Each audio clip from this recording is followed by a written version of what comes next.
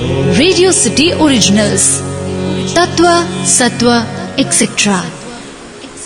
तत्व सत्व एक्सेट्रा के इस संस्करण में आपके साथ शंख के बारे में बातें करने वाला हूं। नमस्ते, मेरा नाम सौरभ शुक्ल है। सामान्यतः शंखनाद रौद्र भाव को उत्पन्न करने वाला माना जाता है। शंख का प्रयोग प्राचीन काल में युद्ध के लिए ललकारने या युद्ध के लिए तैयार होने की सूचना को प्रेषित यानी कम्युनिकेट करने के लिए किया जाता था। सूर्यास्त के बाद युद्ध नहीं किया जाता था, इसलिए सूर्यास्त और युद्ध रोकने की सूचना के लिए भी शंखनाद किया जाता था। तो एक बात तो तय हो गई, शंखनाद सूचनाओं के आदान प्रदान के लिए उपयोग किया जाने वाला यंत्र तो निश्चित रूप से है। भगवान श्री राम की वानर सेना ने जब लंका को चारों ओर से घेर लिया, तब राक्षसों ने ढोल नगाड़ों के साथ शंखनाद भी किया। इसी प्रकार वानरों ने भी सिंह गर्जना के साथ शंखनाद करके युद्ध के लिए ललकारा।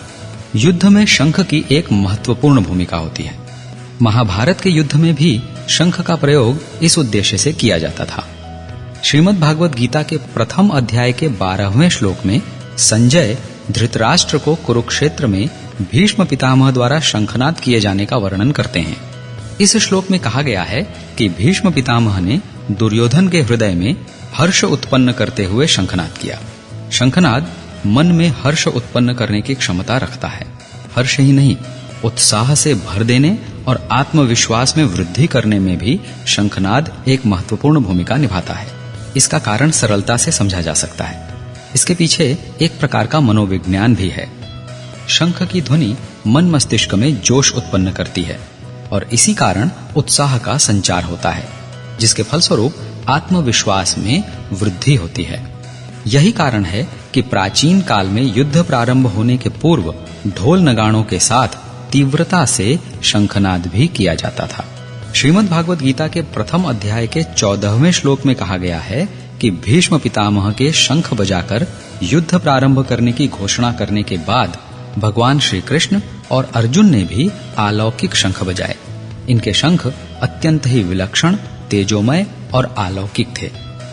अच्छा, आपको ये तो पता ही होगा कि भगवान श्री कृष्ण के शंख का नाम पांचजन्य था, पर क्या ये पता है कि अर्जुन के शंख का नाम क्या था?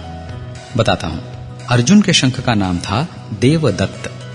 यह शंख अर्जुन को दैत्यों के साथ एक युद्ध के समय देवराज इंद्र ने दिया था। इस प्रसंग का उल्लेख महाभारत में मिलता है। इस शंख का नाद इतना भयानक था कि शत्रु भयाक्रांत हो जाते थे।